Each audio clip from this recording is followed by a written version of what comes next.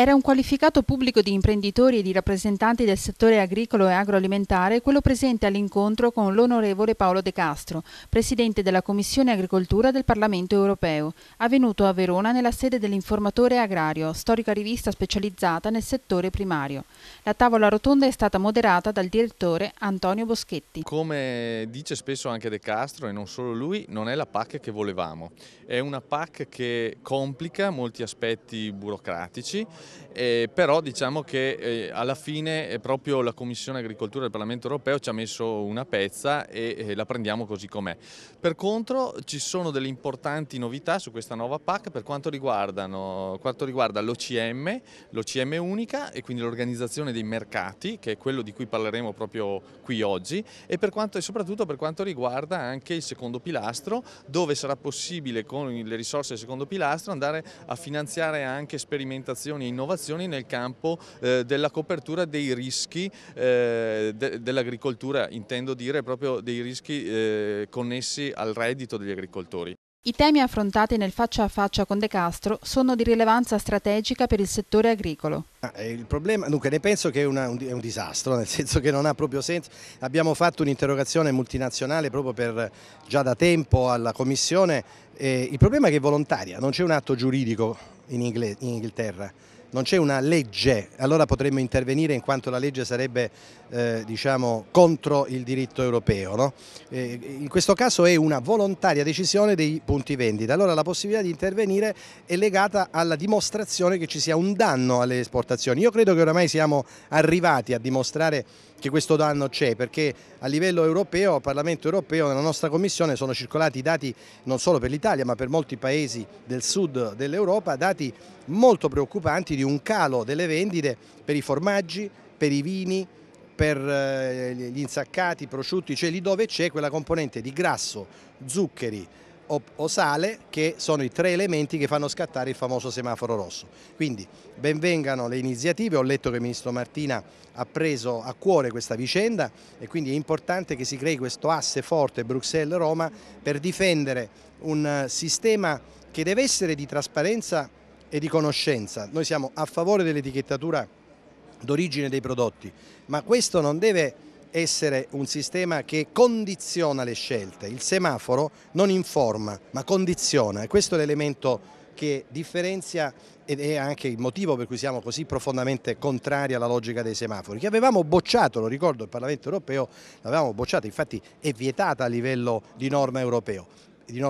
È chiaro che i singoli centri distributivi inglesi a livello volontario lo possono fare, però finché questo non genera un danno, e allora a questo punto è evidente che dobbiamo ricorrere a quegli strumenti che l'Europa fortunatamente ci dà e ce li ha anche recentemente rafforzati col pacchetto qualità. Le produzioni agroalimentari italiane spiccano per l'eccellenza qualitativa, ma per farci strada in Europa e più ancora nel mondo occorre migliorare capacità organizzativa, impostare efficienti sistemi a rete e una più capillare distribuzione per aumentare la presenza sui mercati internazionali. Le prospettive di crescita media per i prossimi 5 anni sono di 9 punti. L'incontro è stato molto importante e interessante. C'è stata una velata contrapposizione tra mondo della produzione agricola e mondo agroalimentare e industriale. Io questa contrapposizione alla fine la vedo fino a un certo punto, nel senso che oggi più che mai abbiamo entrambi una comune esigenza, che è quella di stare sul mercato.